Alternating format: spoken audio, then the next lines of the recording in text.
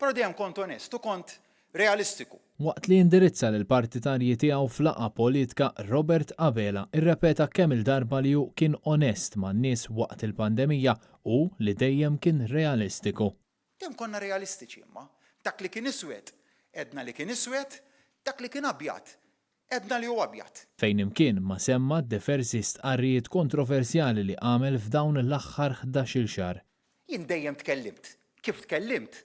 Għax kelli l-fatti f'idejja. Verament qed ngħixu f'ġenna f'dal-pajjiż, qed ngħixu f'ġenna f'dal-mument. Li nkunu onesti man-nies.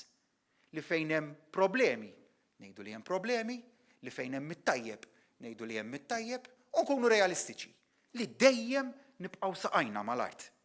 Semgħid ħafna t-tieni mewġa u mhux it-tieni mewġa, l-mewġ fil-baħar qiegħed, u dak kollox qiegħed jurina illi l-aħjar ħaġa flok noqogħdu nbeżżaw bit-tieni mewġa u mhux it-tieni mewġa. L-aħjar ħaġa li jistgħu jagħmlu nies imorru l-baħar u jgawdu l-baħar.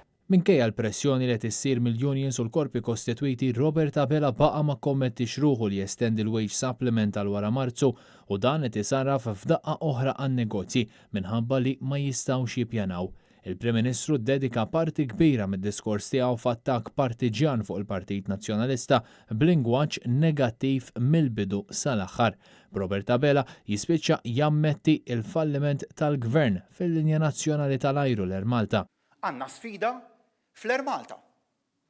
Problemi strutturali fil-kumpanija. Dan fil-waqt li faħħar lil Stewart Healthcare anke jekk dan id-deal kien ikkundannat mill-NAO, deal li ta' kuljum qed jisraq lill-poplu Malti. Il-Prim Ministru saħansitra saħaq li l-problema ta' traffiku f'pajjiżna isolvuta għaliex hu m'għadux jeħel fi traffiku.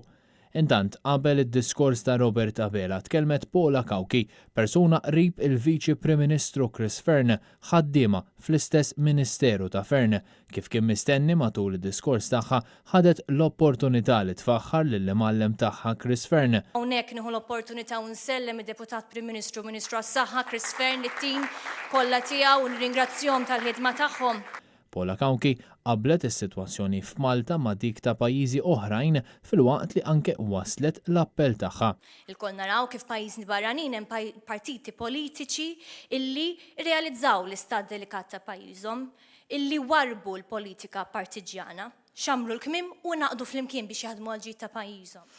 Hawn Malta ma jiddispjaċini ngħid illi mhuwiex qed jiġri l-istess. Kullu tajna 40,000 doza, għalfejn insemmi dawn l-40,000 bħal. Mhux għax 40,000 kemm għaddejna lill-Partit Nazzjonalista fl-aħħar elezzjoni għalkemm dik il-figura wkoll.